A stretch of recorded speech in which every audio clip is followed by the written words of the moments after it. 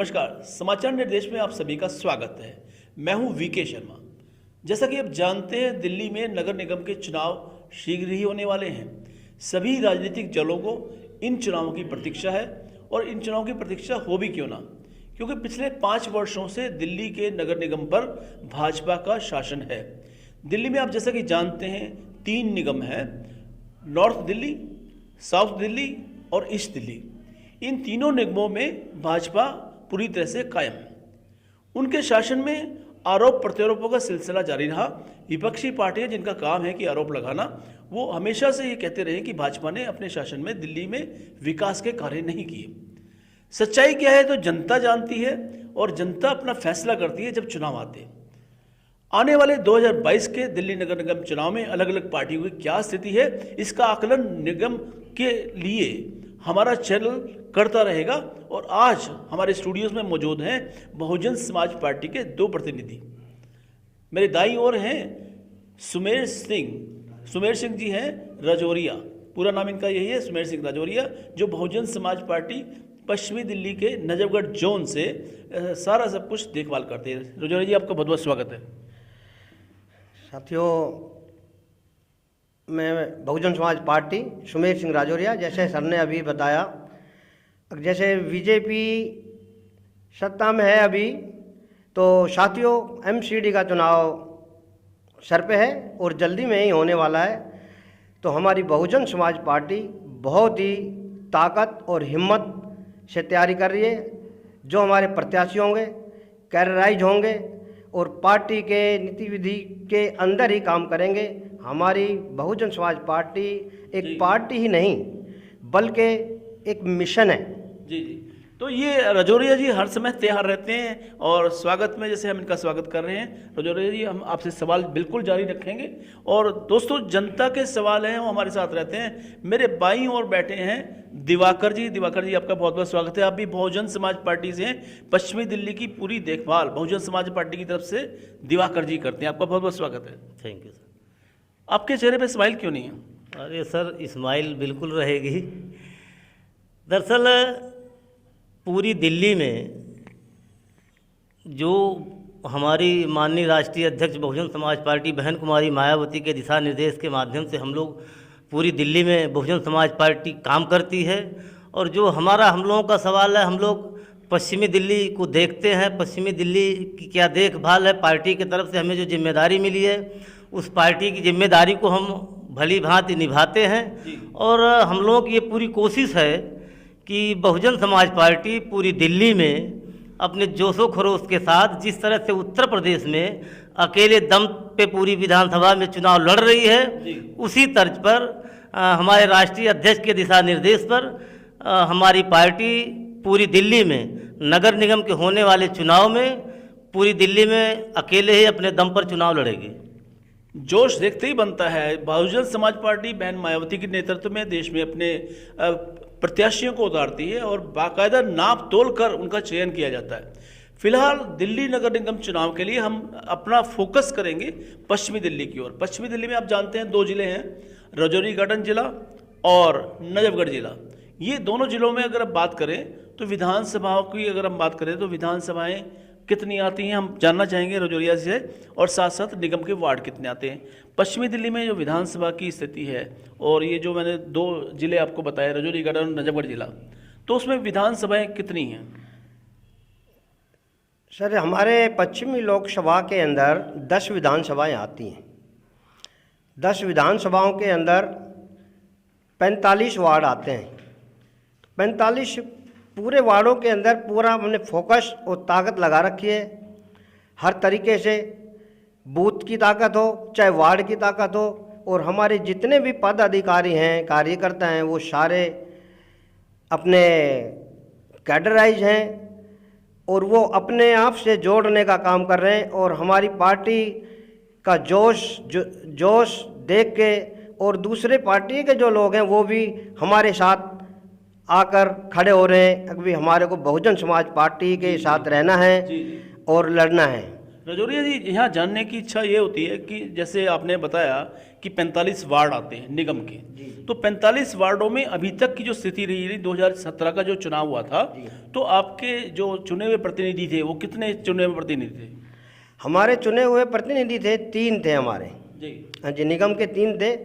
बाकी स्थिति एक, क्योंकि अब की बार जो है हमारा उत्तर प्रदेश के अंदर जो हमारी नेता है बहन कुमारी मायावती जी, उनके हिसाब से लोगों की चाहत रही है कि हमारी अगर पार्टी होगी तो ज़्यादा से ज़्यादा लोगों का विकास होगा, फ़ायदा होगा और फ्री ना दे के लोगों के लिए नौकरियों की व्यवस्था होगी। तो उसी वेश के ऊपर हमारी बहुजन समाज पार्टी दिल्ली प्रदेश के अंदर पश्चिमी लोकसभा के अंदर पूरी सीटों पे लड़ेगी और 45 वार्डों पे लड़ने के बाद 45 के 45 वार्डों को हासिल करके और दूसरी पार्टियों को परास्त कर देगी। मैं शुरू से कह रहा हूँ जोश बड़ा हाई है। हालांकि हमारे प्रधानमंत्री हमेशा अपनी रैलियों में जनता से पूछते हैं हाउ इज़ द जोश, लेकिन जोश यहाँ बहुजन समाज पार्टी के दोनों प्रतिनिधियों में नज़र आता है। निगम के 45 वार्ड यहाँ से आते हैं, पश्चिमी दिल्ली से आते हैं, और इन निगम के 45 वार्डों में किस तरह की तैयारी है अगर हम सिलसिलेवार पूछें तो बहुजन समाज पार्टी के रजौरिया जी काफ़ी अहमियत रखते हैं।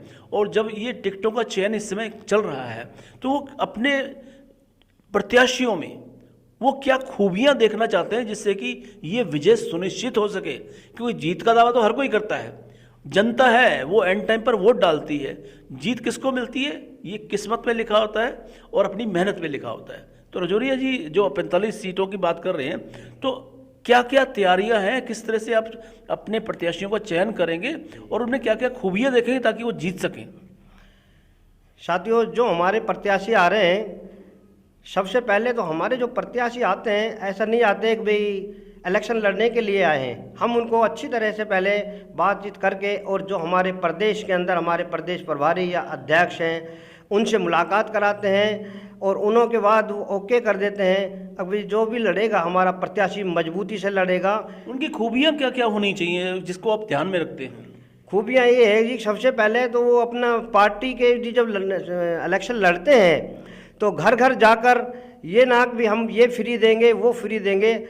हमारे जो पार्टी के प्रत्याशी लड़ेंगे उन्हों का एक ही दावा है और हमारा भी यही है। और हमारी जो नेता है बहुजन समाज पार्टी की बहन कुमारी मायावती जी, उन्हों का भी, जब हमारे पूरे के पूरे एमसीडी के अंदर आएंगे तो हम ज़्यादा से ज़्यादा फ्री ना दे के कुछ भी और नौकरी देने का काम ज़्यादा से ज़्यादा करेंगे।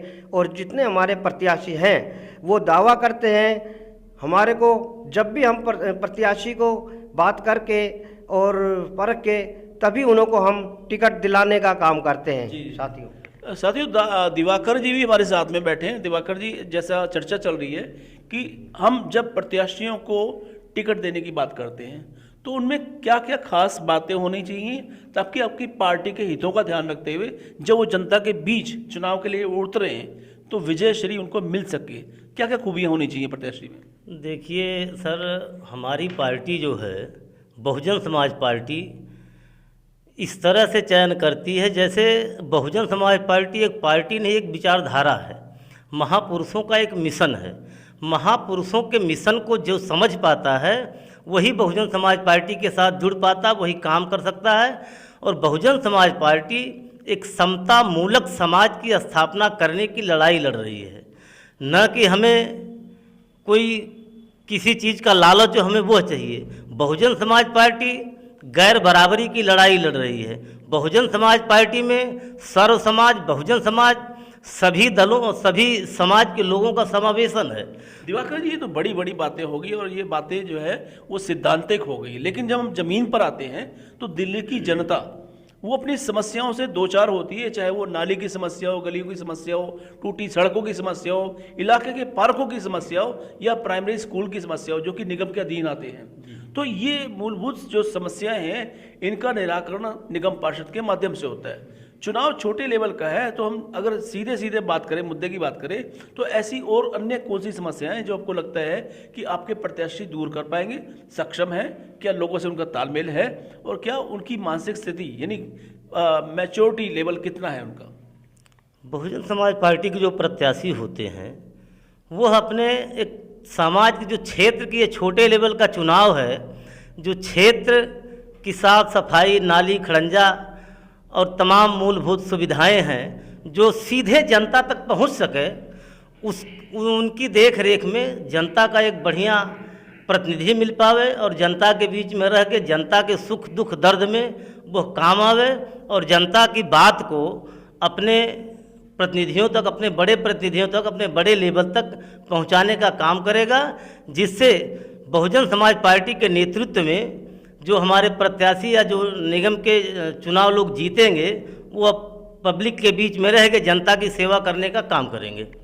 दोस्तों, अगर हम बात कर रहे हैं दिल्ली नगर निगम के कार्यकाल की, जो भी ये कार्यकाल सत्ता समाप्त होने वाला है, इन पिछले 5 वर्षों में भाजपा के ऊपर, यानी भाजपा ने तीनों निगमों पर अपना कब्जा किया हुआ है, उस पर शासन करती है, तो उस पर आरोप ये लगा कि वो अपने सफाई कर्मचारियों को समय से तनख्वाह नहीं दे रही है। उस पर आरोप ये लगा कि निगम के जो अस्पताल चल रहे हैं उनके डॉक्टरों को, नर्सों को वो समय पर तनख्वाह नहीं दे पा रही है। लेकिन बदले में भाजपा की तरफ से आरोप लगा कि दिल्ली में शासन करने वाली केजरीवाल सरकार की तरफ से फंड ना रिलीज होने के कारण वो अपने एम्प्लॉइज़ की तनख्वाह नहीं दे पा रही। इन आरोपों प्रत्यारोपों के बीच में बेचारी दिल्ली की जनता को पिसना पड़ा। रजौरिया जी, क्या मानते हैं कि ये जो आरोप प्रत्यारोप का खेल था, कभी गेंद उसके पाले में, कभी गेंद उसके पाले में, तो बीएसपी क्या अब विचार कर रही है इस बारे में? अगर आप सत्ता में आते हैं या आपके प्रतिनिधि चुने जाते हैं तो आपकी प्राथमिकता क्या रहेगी?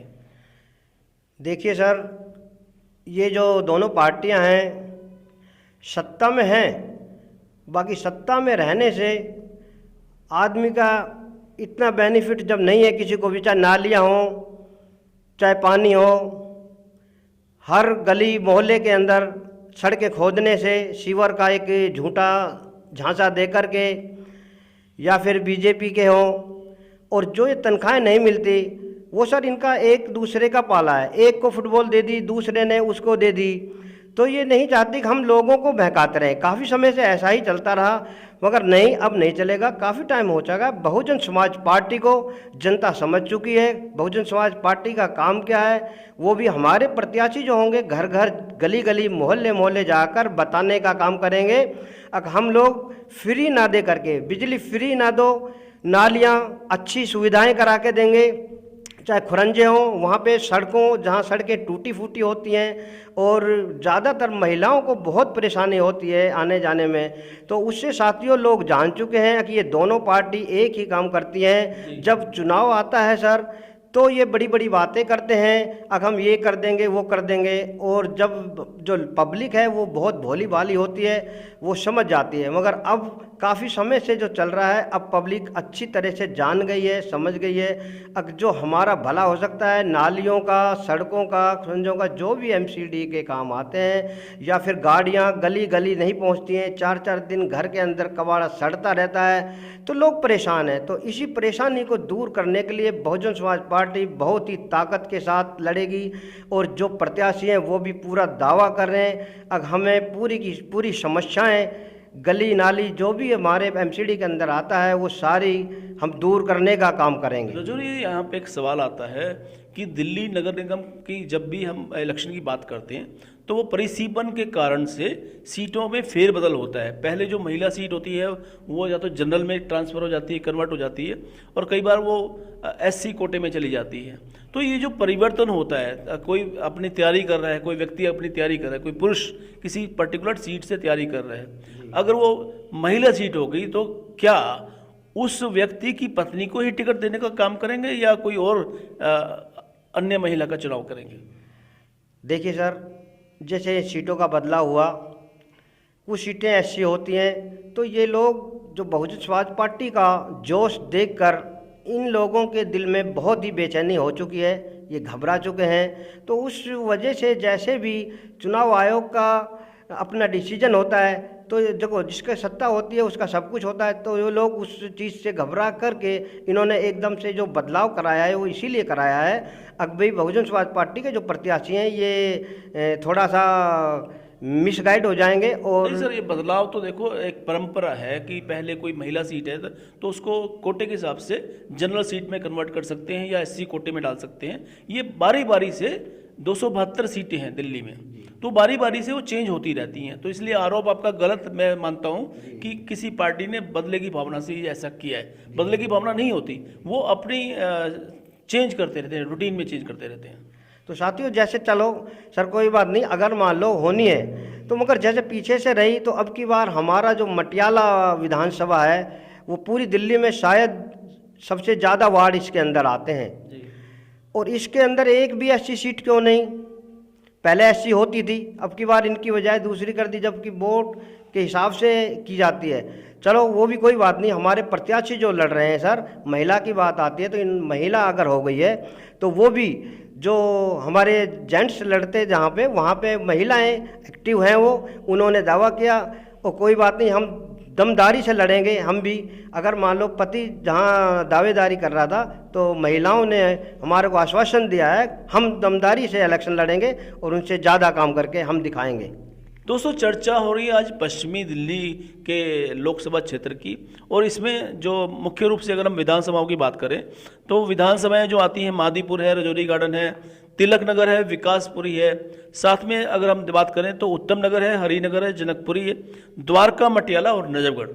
इन विधानसभाओं के माध्यम से ये पूरा क्षेत्र कवर होता है। और साथ साथ अगर बात करें वार्ड्स की तो निगम के 45 वार्ड, जैसा कि रजौरी जी ने बताया, निगम के 45 वार्ड इस पूरी क्षेत्र में आते हैं।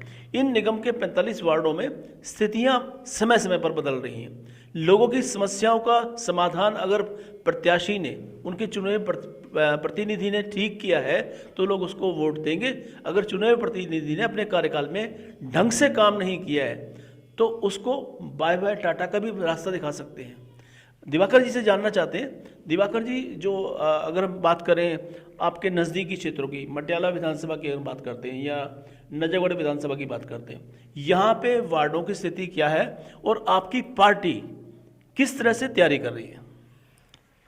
नजफगढ़ और मटियाला पर दरअसल मटियाला जो विधानसभा क्षेत्र है, दिल्ली का सबसे बड़ा विधानसभा क्षेत्र है। इसमें 7 वार्ड हैं, लेकिन सबसे दुख की बात यह है कि इन 7 वार्डों में एक भी रिजर्व वार्ड नहीं है। जबकि यह मांग होनी चाहिए कि मटियाला विधानसभा क्षेत्र में भी कम से कम एक आध रिजर्व सीट तो देनी चाहिए। सर, मैं यहाँ पर टोकना चाहूँगा आपको, दर्शकों में बताना चाहता हूँ कि जिस मटियाला वार्ड, इस विधान की बात कर रहे हैं हम लोग, तो मटियाला में जो वार्ड है, मटियाला वार्ड खुद है, ककरोला का वार्ड है, द्वारका ए और द्वारका बी 2 वार्ड हैं, साथ साथ नंगली, सकरावती और घुम्मन हेड़ा गांव, उसके साथ में छावला, ये सभी वार्ड हैं जिनका जिक्र दिवाकर जी कर रहे हैं। तो यहाँ पर कोई आरक्षित सीट नहीं है, ऐसा इनका कहना है, आरोप है। और क्या कहना चाहते हैं आप? इससे पहले रिजर्व सीट हुआ करती थी। घुम्मन हेड़ा एक ऐसा वार्ड था जो रिजर्व सीट थी, लेकिन इस बार जो है, हालांकि यह संवैधानिक प्रक्रिया है, हर 5 साल में परिसीमन होता है, सीटों का फेरबदल होता है, लेकिन हमारी ये मांग होगी कि कम से कम मटियाला विधानसभा क्षेत्र में एक वार्ड रिजर्व होना चाहिए।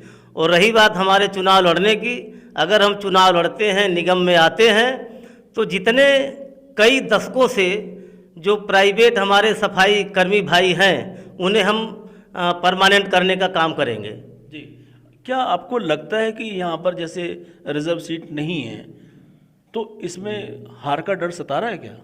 नहीं, हार का डर नहीं है सर। हार का डर क्यों हो सकता? हम तो एक मिशन की लड़ाई लड़ रहे हैं, लेकिन जो सरकार या जो संवैधानिक अधिकार है, रिजर्वेशन की बात जहाँ होती है, तो रिजर्वेशन के तहत जो आरक्षण हमारा है उसके तहत मटियाला विधानसभा क्षेत्र में रिजर्व सीट आखिर क्यों नहीं?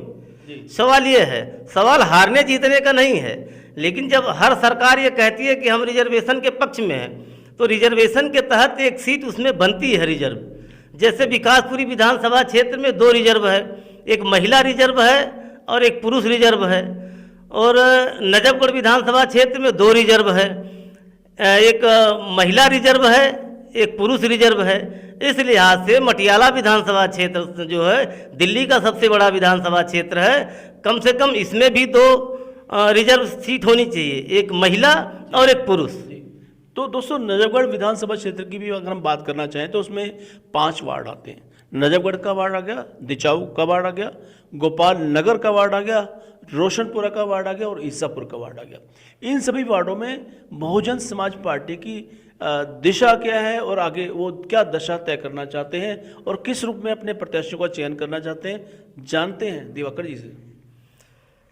हमारे जो प्रत्याशी होंगे वो प्रत्याशी बहुत ही उम्दा होंगे, बहुत शोषित होंगे, जो समाज के बीच में उठना बैठना, उनका दुख दर्द जानना होगा, जो समाज के हितों की रक्षा कर सकते हैं, जो समाज के बीच में रह के समाज का काम कर सकते हैं। जैसे जो मूलभूत सुविधाएं हैं, नाली खड़ंजा, बिजली, पानी या अन्य सुविधाएं, जैसे उनके गली हो गए और उनके आगे पीछे जो टूटी फूटी सड़कें होती, जो निगम के अंदर जो सारे काम आते हैं, वह काम हमारे प्रत्याशी जो जीत जाएंगे वो काम करने का काम करेंगे।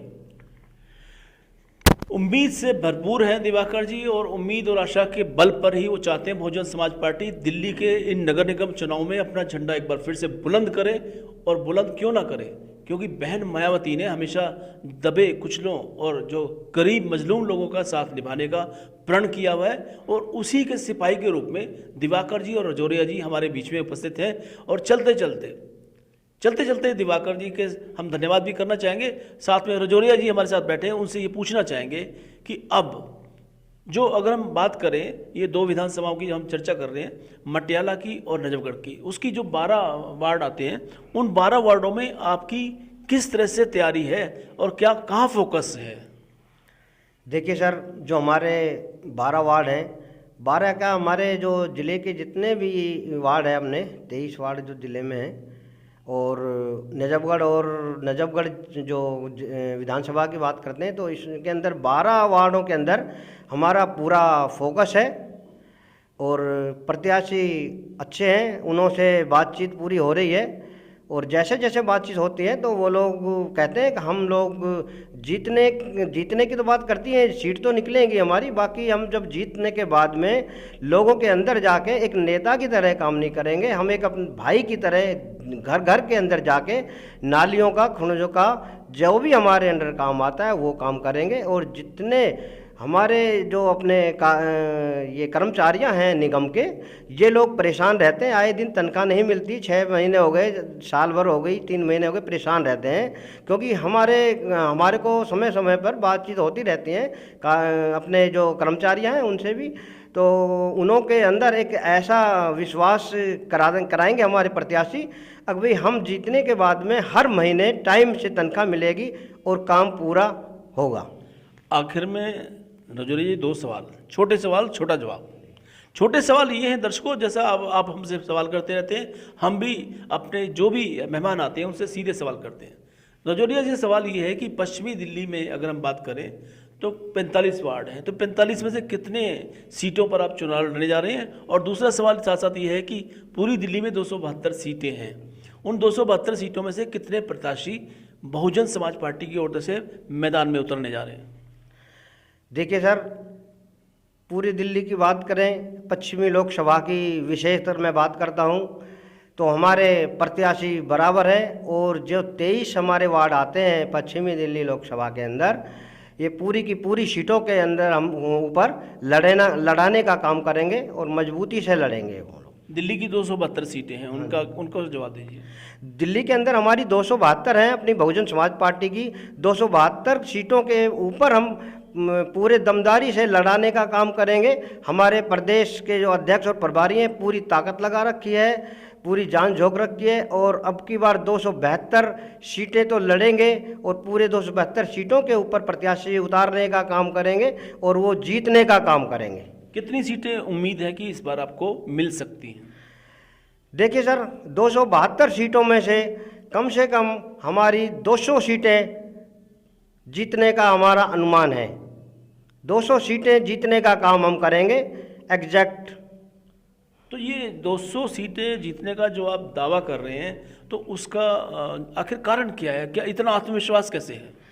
देखिए सर, आत्मविश्वास इसलिए है कि जो हमारी जो पार्टी है वो कैडराइज पार्टी है, और कैडर का जो वोट होता है वो अपना तो होता है, साथियों का जो हमारे आसपास के साथी होते हैं या फिर कार्यकर्ता होते हैं, उन्होंने अपनी पूरी ताकत लगा रखी है और ताकत के साथ साथ हम उनको ये बताने का काम करते हैं कि जो हमारी जो पार्टी जो काम करेगी, जो हमारा एक मिशन है, ये लोगों के अंदर जाके अपनी पार्टी के बारे में, अपने मिशन के बारे में बताएंगे, जो हमारे महापुरुष रहे उनके बारे में बताएंगे कि ये हमारा कैडर का काम है। तो इसी बेस के ऊपर हमारी पार्टी को जिताने का काम जनता करेगी। पूरे जोश से लबरेज हैं हमारे नजोरिया जी, बहुजन समाज पार्टी का प्रतिनिधित्व करते हैं, साथ में दिवाकर जी, दोनों ने बखूबी हमारे सवालों के जवाब दिए। दावा ये किया जा रहा है बहुजन समाज पार्टी इस बार 272 में से लगभग 200 सीटों पर विजय प्राप्त कर सकती है। इस दावे में कितनी सच्चाई है ये तो खैर आप सभी जानते हैं, और जब रिजल्ट आएगा तो भी दूध का दूध और पानी का पानी हो जाएगा। लेकिन इस बात से इनकार नहीं किया जा सकता कि पिछले कुछ सालों में जिस तरीके से आम आदमी पार्टी ने अपना कदम आगे बढ़ाया है, बीजेपी को थोड़ा सा टक्कर देने की स्थिति में वो आ गई हैं। दिल्ली की अगर हम बात करते हैं, कांग्रेस पार्टी भी अपनी साख को बचाने के लिए अच्छे प्रतिनिधियों को, अच्छे प्रत्याशियों को मैदान में उतारने का मन बना रही है। इस नगर निगम के चुनाव में जो पेचीदगियां हैं जनता भी जानती है, हम भी जानते हैं, लेकिन सच तो यही है कि जनता है वो सब कुछ जानती है, और जब वोट करने का दिन आता है तो वो परिणाम भी देती है। उम्मीद यही की जानी चाहिए कि जो इस बार 2022 के दिल्ली नगर निगम चुनाव में प्रत्याशी उतरेंगे वो जनता की भावनाओं का ध्यान रखते हुए काम करने पर ध्यान देंगे। सिर्फ फोटो खिंचाने के लिए, सिर्फ पैसा वसूल करने के लिए और सिर्फ लूटपाट मचाने के लिए राजनीति में आना उनका उद्देश्य अगर है तो अभी से सावधान हो जाए, क्योंकि जनता जाग चुकी है और जनता फैसला करने की तैयारी में इस बार 2022 में मतदान करेगी। ये समाचार निर्देश का आकलन है। आपके क्षेत्र में भी अगर आप चाहते हैं कि हमारा इस तरह का सर्वे हो तो हमें अवश्य बताइएगा। नीचे लिखे नंबरों पर आप हमें संपर्क कर सकते हैं। ये कार्यक्रम कैसा लगा अवश्य बताइएगा। अगले कार्यक्रम में फिर मुलाकात होगी। आज्ञा दीजिए, नमस्कार।